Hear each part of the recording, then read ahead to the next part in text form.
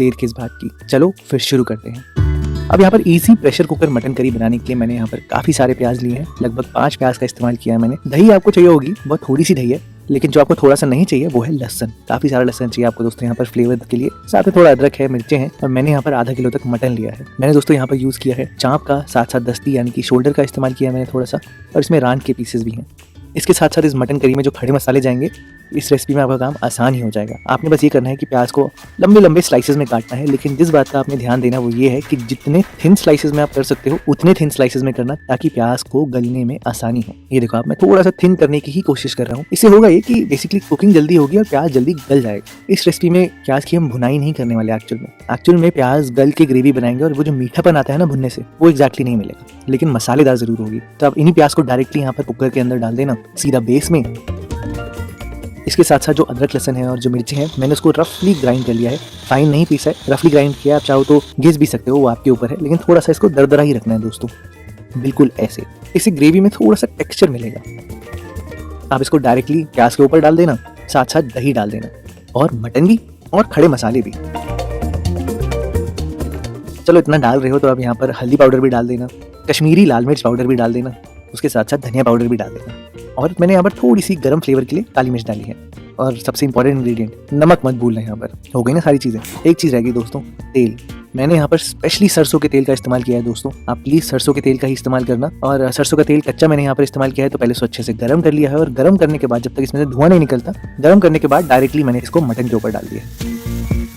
इन सारी चीज़ों को आप अच्छे से थोड़ा सा मिला लेना, ताकि प्याज सिर्फ नीचे ना रहे, थोड़ी सी ऊपर भी रहे, थोड़ी सी दही भी मिल जाए, और कुकिंग इवन हो।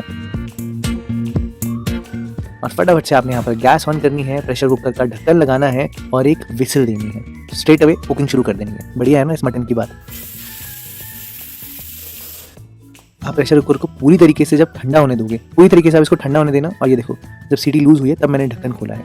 हुआ क्या है उससे कि मटन के अंदर जितना मॉइस्चर था, प्याज के अंदर मॉइस्चर था, दही के अंदर पानी था, जो पानी था ना वो सारा अलग हो गया। हुआ ये है बेसिकली। और पानी जो होता है ना वो बहुत मेजर रोल प्ले करता है कुकिंग में।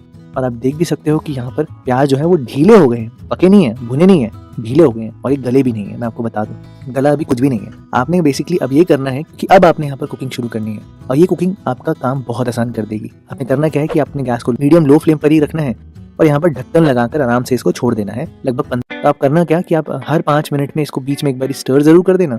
आपको ज़्यादा देर किचन में खड़ा भी नहीं होना पड़ेगा, बहुत मेहनत भी नहीं करनी पड़ेगी। और अब इसको जब ढककर छोड़ के जाओगे तो ज़्यादा टेंशन की बात भी नहीं होगी, क्योंकि उसमें काफ़ी ज़्यादा पानी है। मैंने यही किया है कि मैंने ढक्कन लगाया है, इसको 5 मिनट के लिए छोड़ दिया, फिर बीच में आया, एक बार फिर स्टर किया अच्छे से, फिर छोड़ दिया ढक्कन लगा के, फिर आया, फिर स्टर किया। मेरे को इससे बस किचन में खड़ा नहीं होना पड़ा, बस ये बहुत फ़ायदा हुआ। आप देखो, मैं 20 मिनट के बाद आपको दिखा रहा हूँ, अभी मटन बिल्कुल भी नहीं गला है दोस्तों, भुना है मटन, गला नहीं है।